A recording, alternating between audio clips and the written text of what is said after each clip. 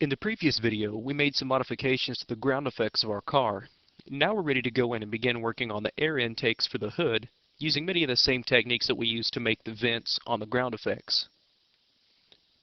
Okay, so here's our progress at this point. We've got the ground effects built. So let's go ahead and now focus our attention on this hood. And just like with the ground effects in the bumper, this is the subdivision version of this hood, not the polygon version that was made at the end of the photorealistic car modeling kit. So in subdivision mode, let's right click on this hood and let's go to polygon selection. Okay, now let's go to face selection, and there should be a couple of faces right about in this area, just on either side of the center area of this hood. So right about here, let's take these faces that we have and let's extrude these down similar to what we did with the air intakes for the ground effects. So again, let's check our polygon tool options and make sure keep faces together is turned on. Now let's go to edit polygons and let's extrude face. Okay, and we'll give this just a second to calculate this. And let's take these faces and now just pull them straight down. Okay, something like that's probably pretty good.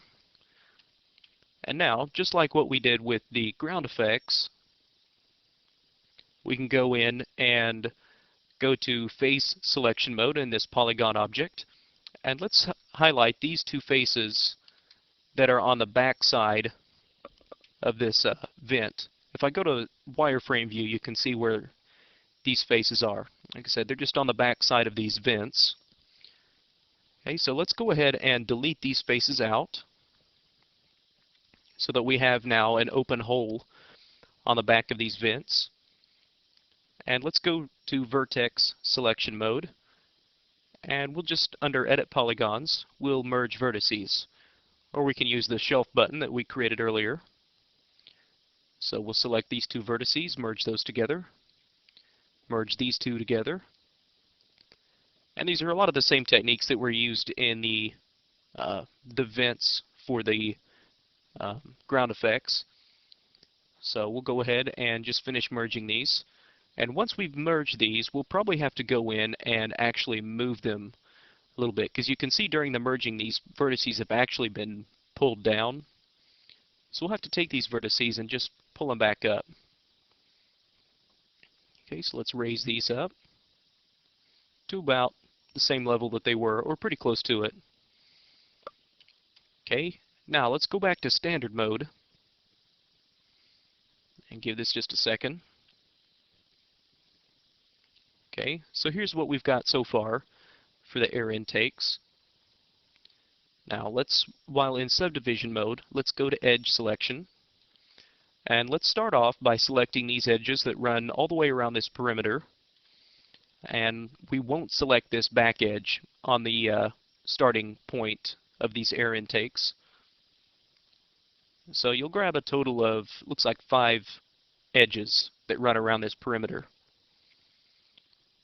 Okay, and similar to what we did with the ground effects, let's go ahead and grab these 2 edges that are on either side of this air intake. So these 2 little edges that run vertically.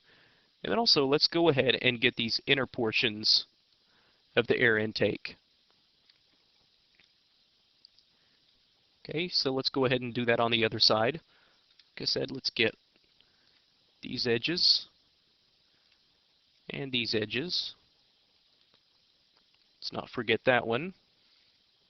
And we got one more right here. Okay, so here's all the edges that we have selected. Basically everything except these vertical edges right here, and then this back edge gets left alone. Okay, so let's go back to a shaded view.